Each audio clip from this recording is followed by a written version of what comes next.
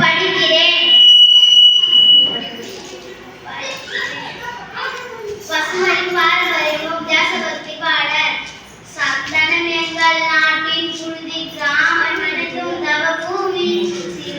சிறுமியரெல்லாம் தேவியின் வடிவம். சிறுவரனைவர் பிராமணன் கோயில போல உலகம் புனிதம். மாவீரர் அனைவரும் உபகாரி. சிங்கத்துடனே விளையாடுவோம்.